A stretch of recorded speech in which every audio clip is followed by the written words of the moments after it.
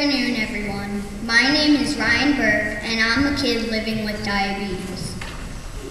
Today, I want to tell you about my diabetes and why it's so important that we find a cure, as it affects millions of kids around the world. I have what people call type 1 diabetes or juvenile diabetes. It's not something that I caught like the flu. It's not because I ate too much candy. And it's not the same kind of diabetes that many adults have. It is something that I'll have for the rest of my life because it will never go away. There is no cure. Yet. With type 1 diabetes, my pancreas just stopped producing insulin. If I don't take care of my diabetes, I can pass out, I can end up in the intensive care unit, and over time I could have complications like losing my eyesight. I can even die. So I have to do a lot of things that a normal kid doesn't have to worry about. Every day, I test my blood sugar by pricking a finger with a small needle and putting a drop of blood onto a meter that's like a computer. The meter tells me my blood sugar reading. Sometimes it's very high, which isn't good, and sometimes it's too low, and that's not good either. When I'm low, I usually drink a juice box, which helps. On a normal day, I prick my finger and test 12 to 14 times, most of the time right in my classroom. Another thing I do is eat. My favorite thing because I'm always hungry. Most foods are made of carbohydrates which turn into sugar and produce energy. So I have to count every carb I eat and write it down so my doctor can see what's happening with my body. So I have a question.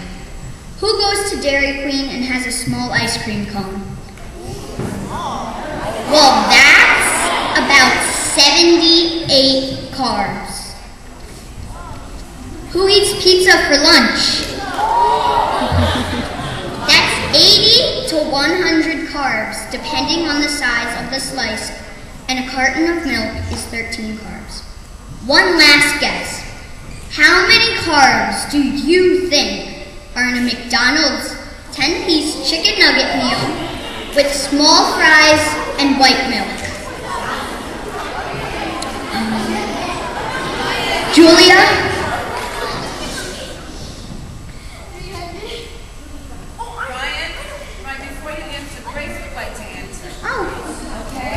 What do you think, Grace? Let's see. How many? 70 to 90. You heard her! Whoever guessed 73 carbs is right.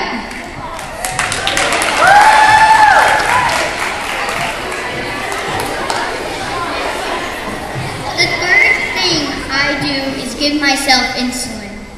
The more carbs I eat, the more insulin I need. When I was diagnosed as a first grader, I used to get at least 4 shots every single day. And I hated shots.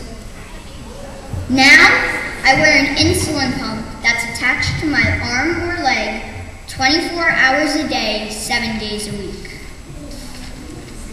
The only time I take it off is to take a shower or to swim. The pump drips in insulin all the time. Finally, I have to carry around everything I need to take care of my diabetes. Even when I'm walking to school, taking a bike ride, or at recess. In the kit, I have my testing supplies, juice boxes, and snacks, because when I'm not feeling okay, I have to test and treat my diabetes. Now, even though I'm a diabetic, needles and wear an insulin pump. I usually get to eat whatever I want, including candy. I just need to be smarter about the food choices I make. But there's one thing I want more than anything else. I want a cure for diabetes.